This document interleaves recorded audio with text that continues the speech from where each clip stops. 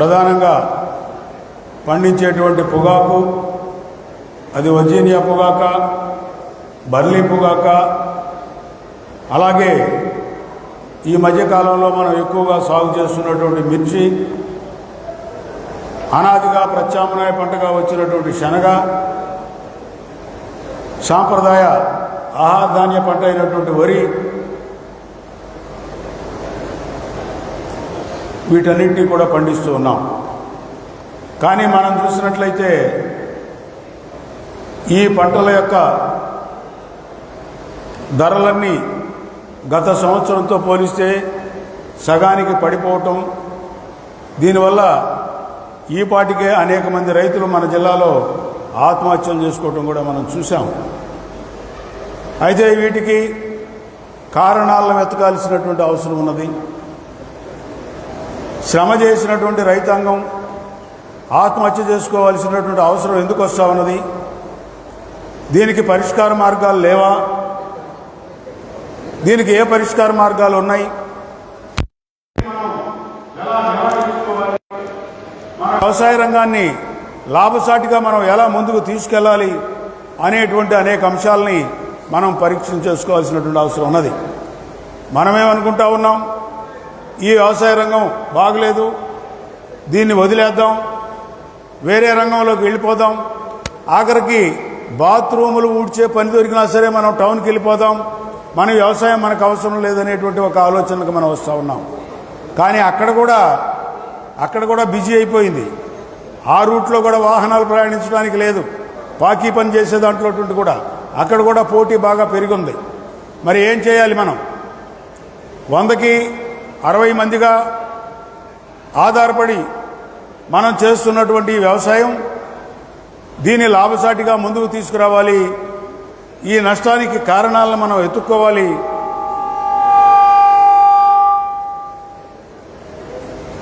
ఈ నష్టాలకి కారణమైనటువంటి అంశాలని మనం పరిశీలన చేసుకోవాల్సినటువంటి అవసరం ఉన్నది. ఈ దృష్టితోటే ఈ రోజున మనం పొగాకు చూస్తున్నాం. ఐటీసీ కంపెనీ, జీపీఐ కంపెనీ, ఇలా కార్పొరేట్ కంపెనీలు అనేక దేశాల్లో వాళ్ళ వ్యాపారం చేస్తూ మొత్తం మోనోపలి గుత్తాధిపత్యాన్ని సాగిస్తున్నటువంటి ఈ కంపెనీలు మన జిల్లాలో ప్రధాన పంట అయినటువంటి పొగాకు రంగం మీద వాళ్ళు మనకి చెయ్యనటువంటి దుర్మార్గం లేదు. గత 10 సంవత్సరాలుగా అనేక ఇబ్బందులు పడినటువంటి పొగాకు రైతు గత సంవత్సరం ఏదో కొంచెం 10 రూపాయలు వచ్చినాయని చెప్పానని ఇతర పంటల్లో ప్రత్యామ్నాయం లేక, ఆదాయం రాక, ఈ రోజున టొబాకో బోర్డు వారు కూడా 25 మిలియన్లు అదనంగా పండించమని చెప్పి ప్రోత్సహిస్తే, దానికి పొగాకు ఉత్పత్తి పెరిగిందని, మాకు ఆర్డర్లు లేవని, గత సంవత్సరం 10 రూపాయలు ఏదైతే పొగాకు రైతుకు వచ్చిందో వాటిని వడ్డీతో సహా గుంజుకోవటానికి ఈ రోజున ఈ కంపెనీలు ప్రయత్నం చేస్తూ ఉన్నాయి. గత సంవత్సరం 275 రూపాయలు సరాసరి ధర వస్తే ఈ సంవత్సరం హైగ్రేడ్ పొగాకు కూడా 230 రూపాయలు వచ్చినటువంటి పరిస్థితి లేదు. నిన్న మనం బోర్డు యావరేజ్ చూస్తే 230 రూపాయలు, ఎస్ఎల్ఎస్ లైట్ సాయిల్స్లో 215 రూపాయలు, దారుణమైనటువంటి ధరలు మనం చూస్తూ ఉన్నాం. మిర్చి కొనే పరిస్థితి లేదు, శనగలనే నాదుడు లేడు. ఒడ్లు చూస్తే గత సంవత్సరం ధరకి సగానికి సగం 7 కేజీలు 8 కేజీలు మనం తరుక్కు కూడా అమ్ముకున్నటువంటి దుర్మార్గమైన పరిస్థితి మనం చూసాం. కాబట్టి మన వ్యవసాయం అనేటువంటిది ఎందుకని ఈ స్థితిలోకి పోతా ఉంది అనేటువంటి అంశాలని పరిశీలన చేయించడం కోసం, దీని మీద మనకు అవగాహన కల్పించడం కోసం మనం ఈ రోజున ఈ సెమినార్ని ఇక్కడ ఏర్పాటు చేసుకుంటున్నాం. ఈ సెమినార్కి వచ్చినటువంటి మనం పిలవటంతో వచ్చినటువంటి ఎంపీ గారు, అట్లాగే ఆల్ ఇండియా కిసాన్ సభ ఉపాధ్యక్షులు, వారిని సాధారణంగా ఆహ్వానిస్తున్నాం, వారికి ధన్యవాదాలు తెలియజేస్తూ ఉన్నాం. అలాగే ఇక్కడ మనం పిలవటంతో మన జిల్లాకు వచ్చినటువంటి మన రాష్ట్ర సంఘ అధ్యక్షులు, కార్యదర్శులు, అలాగే మన జిల్లాలో ఉన్నటువంటి ఇతర మన రైతు సంఘ నాయకులు వాళ్ళందరూ కూడా వచ్చి వేదిక మీద ఉన్నారు. వాళ్ళందరికీ కూడా రైతు సంఘం ప్రకాశం జిల్లా కమిటీ తరఫున ధన్యవాదాలు తెలియజేస్తూ ఉన్నాం. అలాగే ఈ సెమినార్కి వచ్చి మన సమస్యల్ని తెలుసుకొని వీటికి పరిష్కార మార్గాలు తెలుసుకోవాలనేటువంటి ఉత్సాహంతో ఇక్కడికి వచ్చినటువంటి ప్రకాశం జిల్లా రైతు సోదరులందరికీ కూడా మన రైతు సంఘం తరఫున ధన్యవాదాలు తెలియజేస్తూ, ముందుగా మనకి ప్రధాన వక్తగా వచ్చినటువంటి ఆమ్రారాం గారి ఎంపీ గారిని సత్కరించుకుందాం. వారికి అబ్బూరి వెంకటేశ్వర్లు గారు వచ్చి ముందుగా శాల్వా కప్పి ఆమ్రారాం గారిని సత్కరిస్తారు.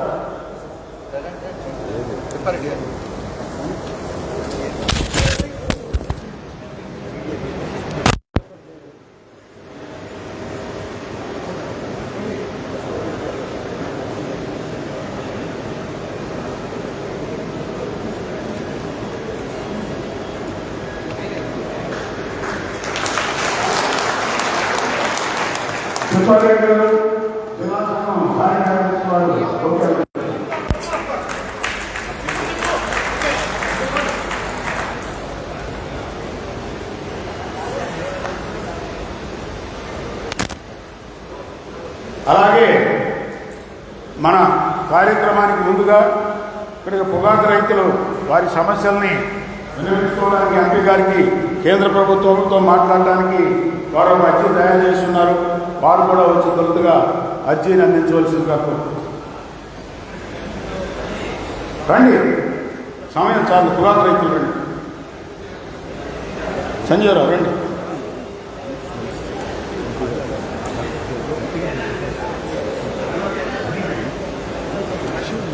ఇప్పుడు మనం పొగాకు వర్జీనియా అలాగే బండి పొగాకు రైతుల సమస్యల్ని మనం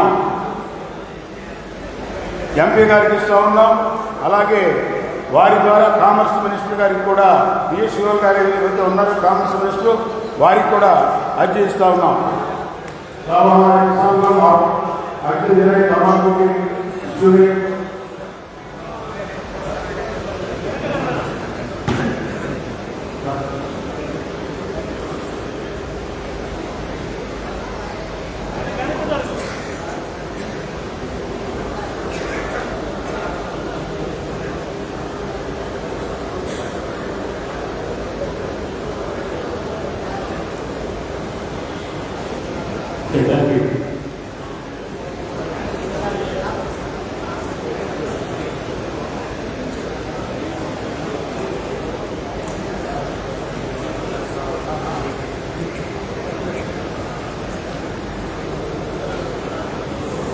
ఇప్పుడు పిఎస్ శివల్ గారికి కామర్స్ మినిస్టర్ గారికి ప్రకాశం జిల్లా రైతు కమిటీ తరఫున ఎంపీ గారికి అర్పిస్తున్నారు.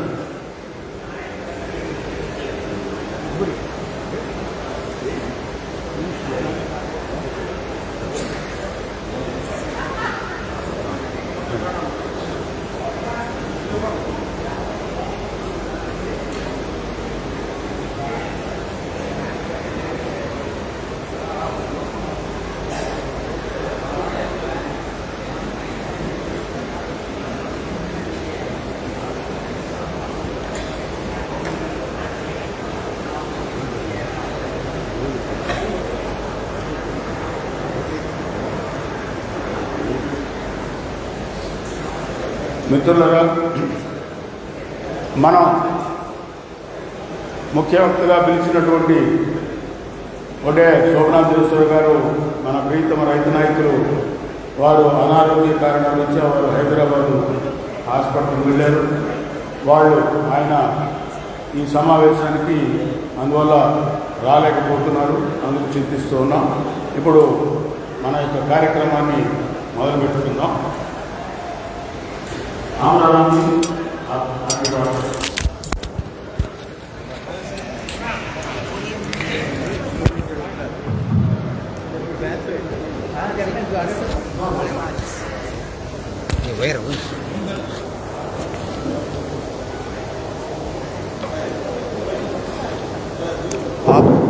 आप ले लो चाहे आप वो ले लो यहाँ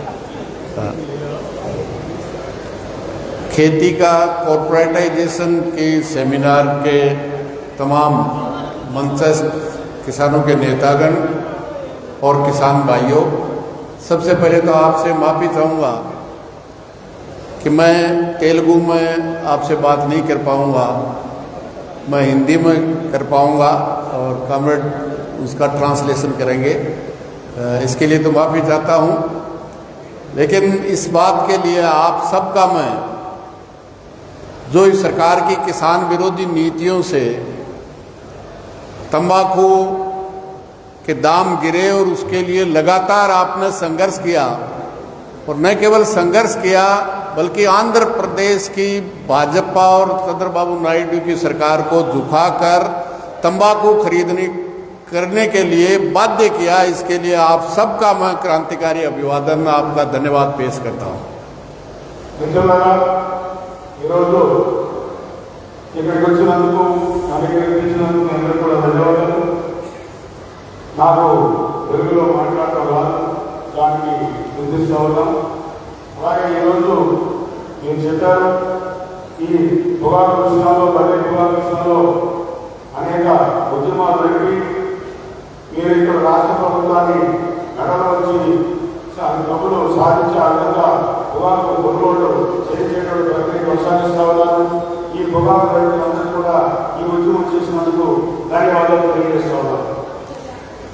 इस धरती को मैं नमन करता हूं, जो आज़ादी के पहले अंग्रेजों के खिलाफ और राजशाही के खिलाफ न केवल संघर्ष किया बल्कि हजारों किसानों ने अपने प्राणों की आहुति देकर पूरे देश में किसान आंदोलन को बहुत पीक पे पहुंचाने का काम किया। उसके लिए भी मैं उनको नमन करता हूं, उन तमाम साथियों को। और आज जिस कॉर्पोरेटाइजेशन की हम यहाँ सेमिनार कर रहे हैं खेती का, निश्चित रूप से वह पिछले 25-30 साल से जो भी केंद्र में सरकार रही है, जिन किसान विरोधी नीतियां और कॉर्पोरेट परस्त नीतियां खेती को कॉर्पोरेट के हवाले करने की जो कोशिश करते रहे हैं, चाहे वो तरह तरह के नियम कायदे बनाए हों, लेकिन पिछले 11 साल से नरेंद्र मोदी की सरकार निश्चित रूप से बहुत तेजी के साथ आगे बढ़ रही है।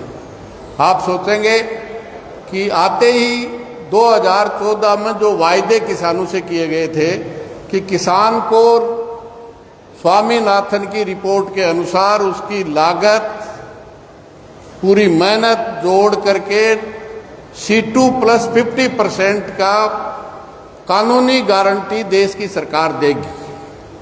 देश के नौजवानों से किया गया कि हर साल 2 करोड़ युवाओं को रोजगार और नौकरी देंगे। काला धन विदेशों में है, 100 दिन में पाई ले आएंगे, अगर नहीं ला पाऊं तो चौराहे पे मुझे फांसी दे देना। लेकिन एक भी वायदा पूरा करने की बजाय उससे उल्टा करने का काम किया। ये नरेंद्र मोदी की सरकार है जो कॉर्पोरेट के लिए किया है। మిత్రులారా,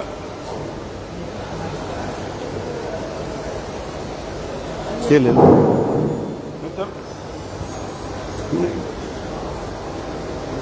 बस।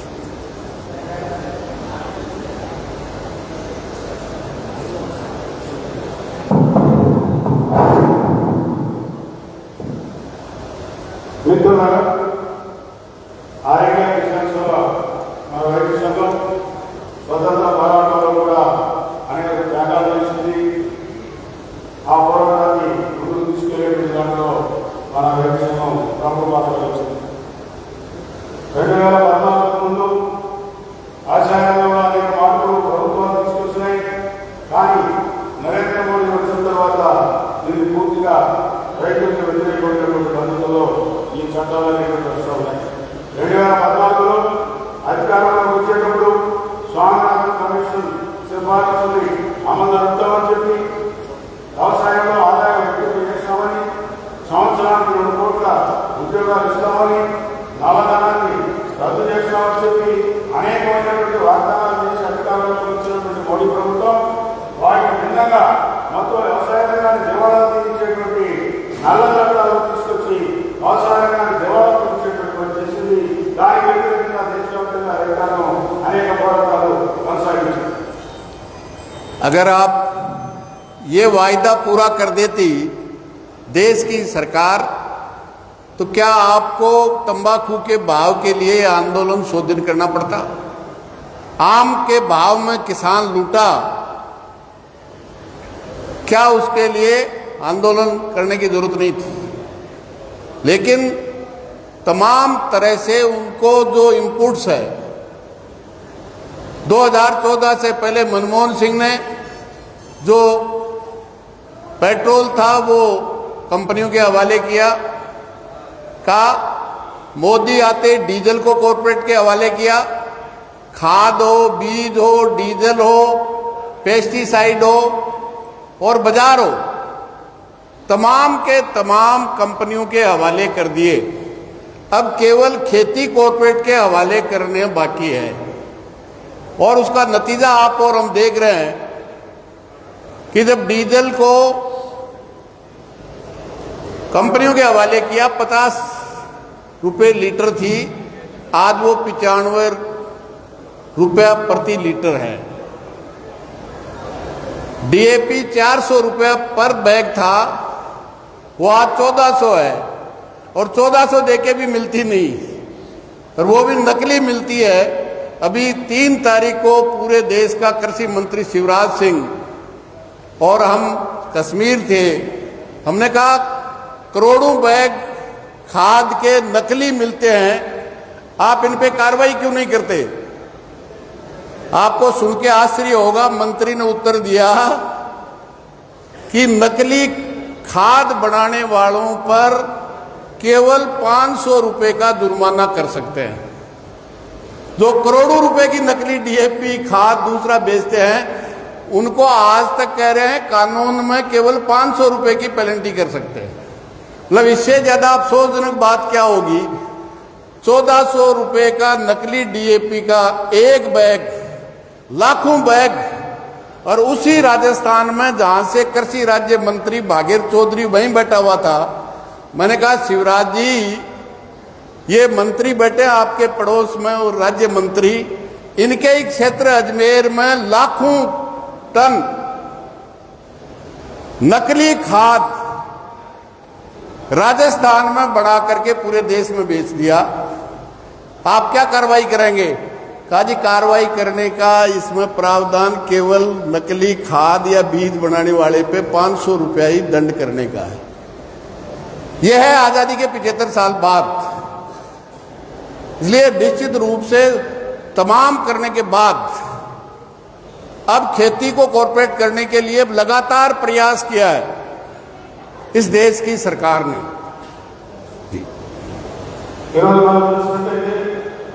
ప్రభుత్వ రంగంలో ఉన్నటువంటి అన్ని రకాల సంస్థలని ప్రైవేట్ వాళ్ళకి కార్పొరేట్ కంపెనీలకు అప్పచెప్పారు. ఇక మిగిలిన వ్యవసాయ దీనిలో కూడా మనం చూస్తే గతంలో 400 రూపాయలు ఇచ్చినటువంటి డిఏపీని ఈరోజు 1400 చేశారు. దీనికి కూడా ఈ డిఏపీ నకిలీ డిఏపీ తయారు చేసి 100 టన్నులు భారతదేశంలో అమ్ముతా ఉంటే దానికి చట్టంలో నకిలీ డిఏపీ పట్టుకుంటే బస్తా డిఏపీ ధర 1400 రూపాయలు ఉంటే 500 రూపాయలు జరిమానా చట్టంలో తీసుకొచ్చారు. నకిలీ విత్తనాలకి 500 రూపాయలు జరిమానా చట్టంలో తీసుకొచ్చారు. ఈ విధంగా మొత్తం చట్టాలు కూడా వాళ్ళకి అనుకూలంగా ఉండేటువంటి పరిస్థితి మనం చూస్తా ఉన్నాం. ఈ పరిస్థితి గిరిజన ధరలు పెరిగినాయి, వ్యాధి ధరలు పెరిగింది, విత్తనాల ధరలు పెరిగినాయి, పురుగు మందుల ధరలు పెరిగినాయి, ఎరువుల ధరలు పెరిగినాయి.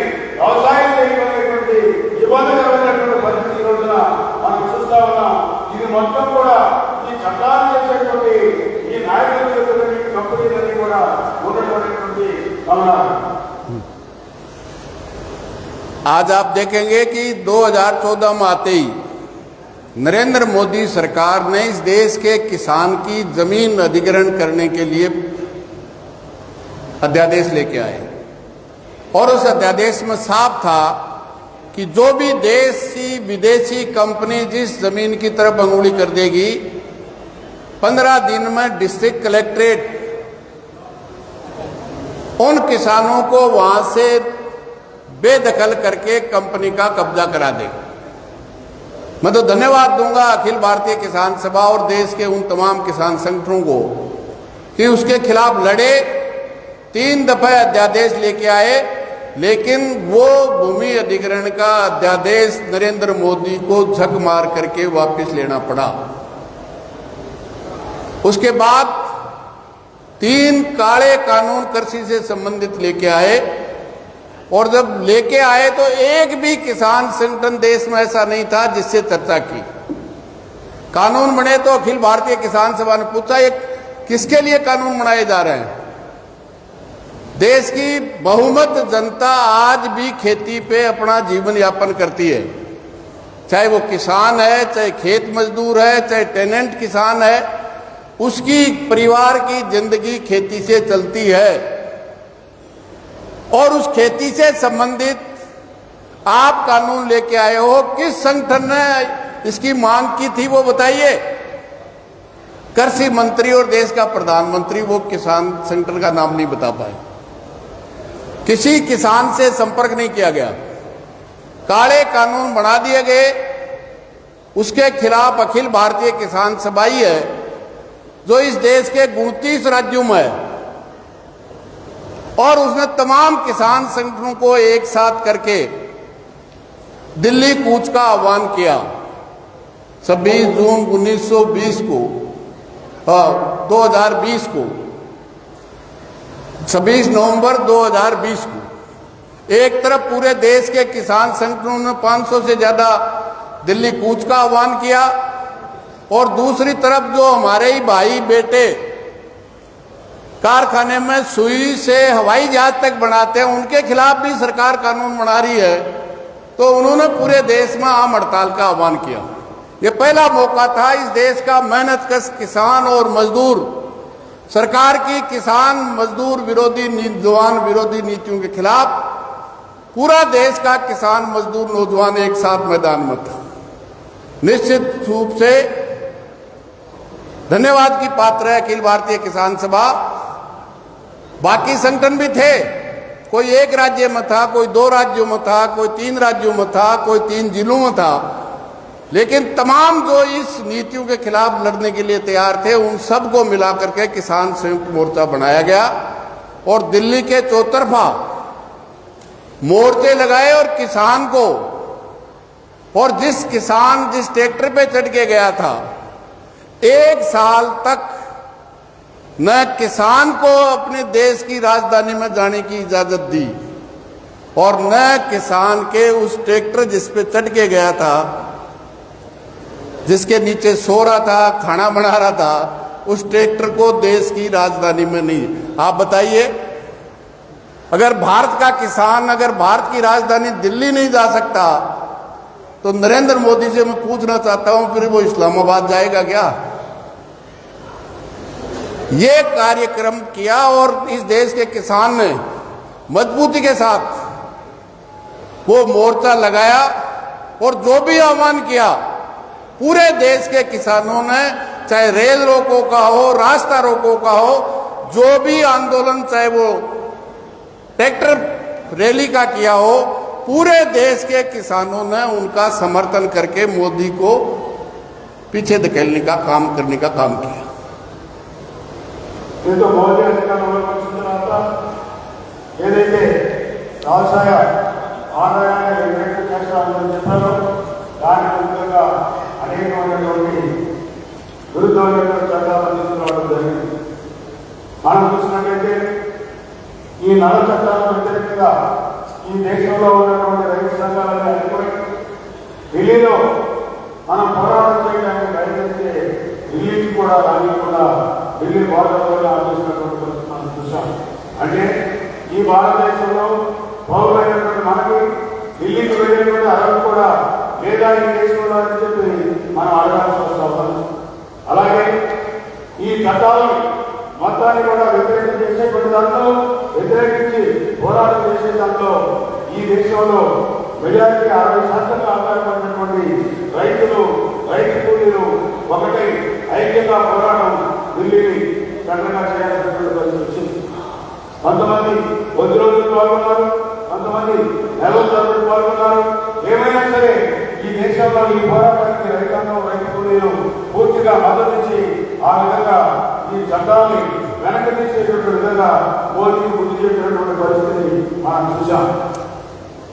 आपके यहाँ का भी जत्था पूर्व कृषि मंत्री के नेतृत्व में शाहजहाँपुर बॉर्डर पे, जहां मैं 1 साल तक रहा, वहां गए। उसके लिए भी आप बधाई के पात्र हैं, क्योंकि 700 से ज्यादा किसानों ने उस सरकार के संघर्ष में अपना प्राणों की आहुति दी।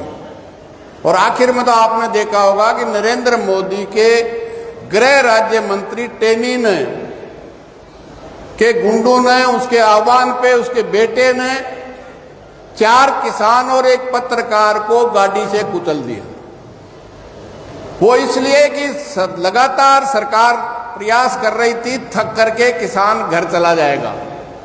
थक करके नहीं गया तो मंत्री और मंत्री के गुंडे और बेटे ने किसानों को टेरी में कुचल दिया, इसलिए कि किसान गुस्से में आकर कोई ऐसी कार्रवाई करेगा जिससे सरकार इनको खदेड़ने के लिए उनको बहाना मिल जाएगा।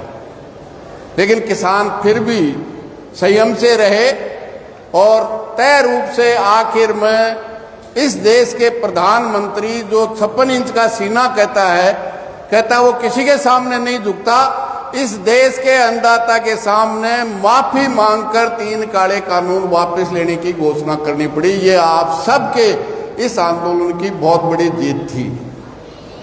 మనం చూసాం, రైతుల ఆందోళన చేసేటప్పుడు ఈ రైతులను రెచ్చగొట్టడానికి నరేంద్ర మోదీ ప్రభుత్వం అనేక ప్రయత్నాలు చేసింది. మన దేశ మంత్రి ఉన్నటువంటి ఆయన కొడుకు రైతుల మీద దాడులు నుంచి అనేక మంది రైతుల యొక్క మరణానికి కారణమయ్యారు. మనం ఈ విధమైనటువంటి చర్యలు చేసినట్లయితే రైతాంగం కోపొచ్చి అల్లర్లు సృష్టిస్తారని, అల్లర్ల పేరుతోటి రైతాంగ ఉద్యమాన్ని అణిచివేసేటువంటి ఎత్తులతో మోడీ ప్రభుత్వం ప్రయత్నం చేసింది. రైతాంగం ప్రాణాలు వదిలాలి తప్ప ఎక్కడ కూడా రెచ్చిపోయి అసాంఘికమైనటువంటి చర్యలు ఎక్కడ కూడా ఈ భారతదేశంలో చేయలేదు. రైతాంగం సమన్వయంతో వాళ్ళ యొక్క ఉద్యమాన్ని శాంతియుతంగా కొనసాగించారు. అటువంటి ఉద్యమంలో కొనసాగించబట్టే మోడీ ప్రభుత్వం ఆ చట్టాన్ని వెనక్కి తీసుకోవాల్సినటువంటి పరిస్థితి వచ్చింది. ये बात सही है कि कानून वापस लिए, और पहले इस देश के इतिहास में है कि देश की संसद में किसी किसानों से, किसानों के प्रतिनिधियों से संसद में बिगैर चर्चा के कानून पास किए गए, लेकिन वो कानून धरती पे लागू नहीं हुए। अगर धरती पे, जमीन पे लागू हो जाते तो आज से 100 साल पहले वाली स्थिति 5 साल में हो जाती। लेकिन धन्यवाद, लेकिन 9 दिसंबर 2021 को देश की सरकार ने लिख के दिया कि हम कमेटी बना करके देश का किसान जो भी पैदा करता है उसकी एमएसपी स्वामीनाथन के अनुसार लागत प्लस 50% का भाव देने की गारंटी का कानून बनाने के लिए हम कमेटी बनकर प्रयास करेंगे। लेकिन ये 2021 के 2 दिसंबर की थी और 2025 आ गया, आज तक एक कदम भी आगे नहीं बढ़े। ये भी कहा था कि 700 से ज्यादा किसान शहीद हुए हैं, उनको हम पैकेज देंगे।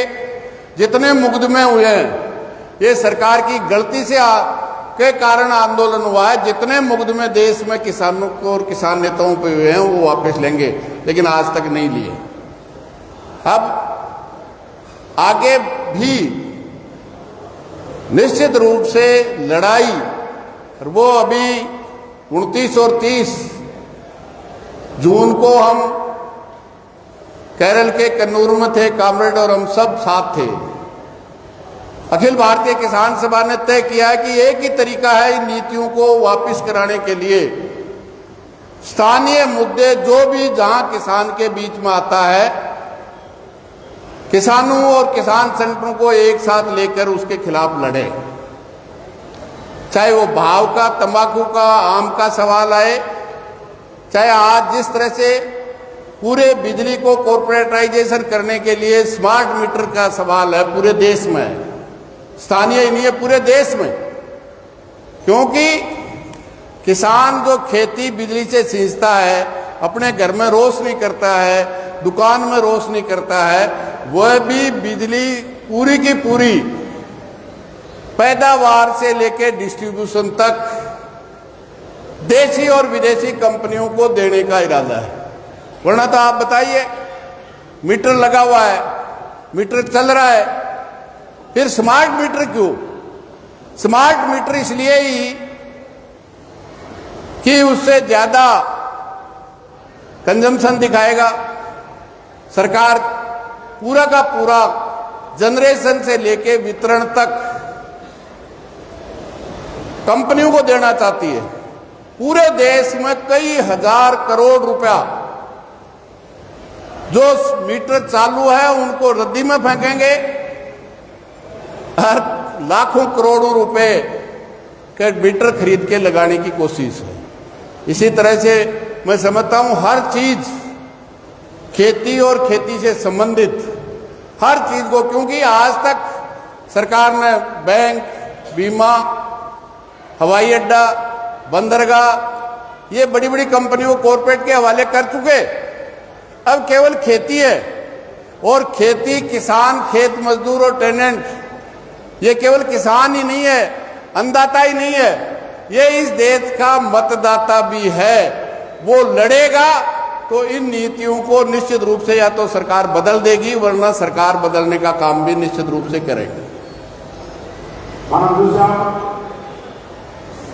నల్ల చట్టాలను వెనక్కి తీసుకునేటప్పుడు కమిటీ వేస్తామని, ఈ కమిటీ మనం పండించినటువంటి పంటలకి సాధారణ కమిషన్ సిఫార్సు ప్రకారం ఖర్చుకి అదనంగా 50% కలిపి పంటలకు ధర నిర్ణయించేట్టుగా చేస్తామని చెప్పి ఆ రోజు చెప్పడం జరిగింది 2020. కానీ ఇప్పటివరకు కూడా అటువంటి పరిస్థితి లేదు. కమిటీ పనిచేసినటువంటి పరిస్థితి లేదు. మనకి సీక్రెట్ 50% అనేటువంటి మద్దతు వచ్చినటువంటి పరిస్థితి మనకి లేదు, మనం చూస్తూ ఉన్నాం. అది రావడంలోనే ఈరోజు మనకి వ్యవసాయ రంగంలో ఈ దుర్భరమైనటువంటి పరిస్థితులు మనకి ఎదురవుతున్నాయి. అలాగే మనం చూస్తే ఈ రోజున ఓడరేవులు, విమానాశ్రయాలు,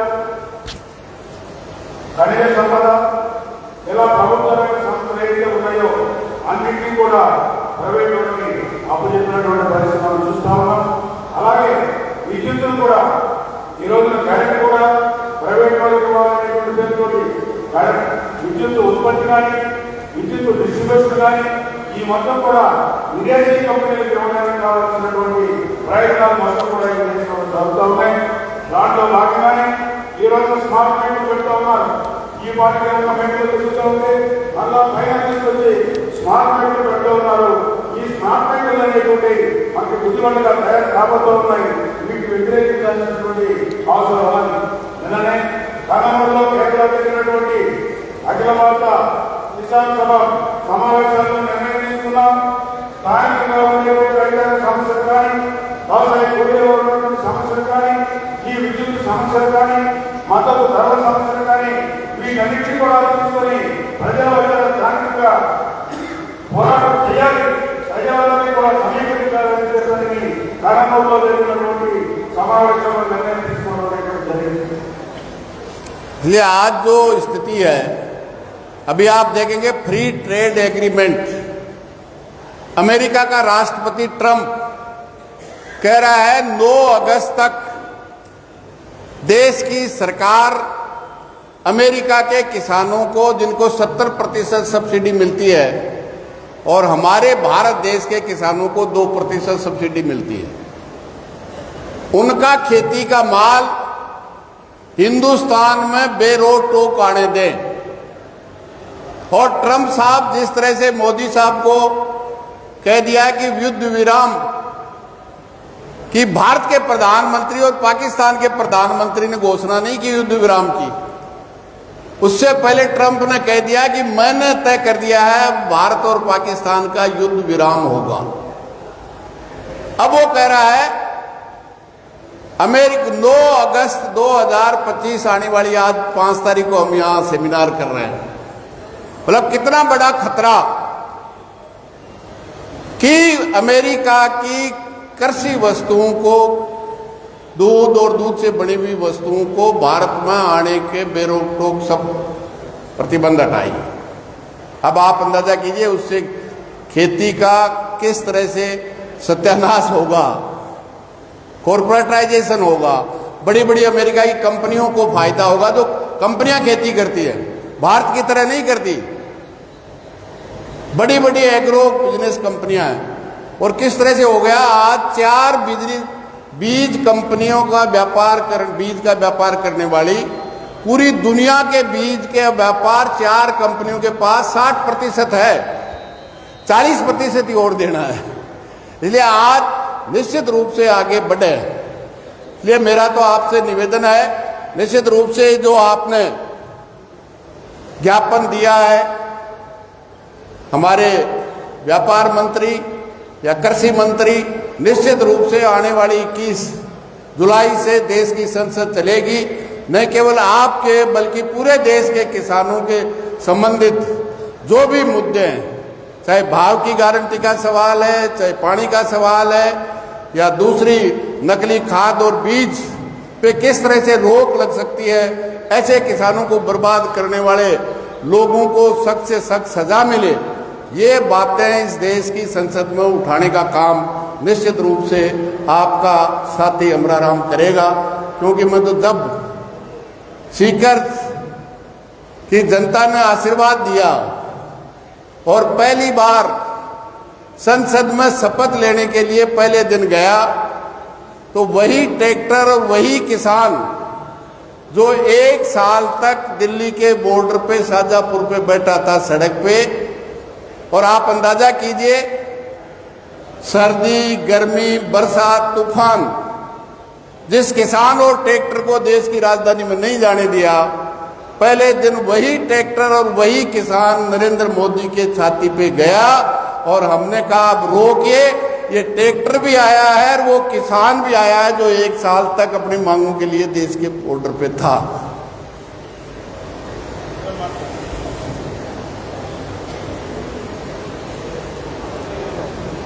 ये ले लो,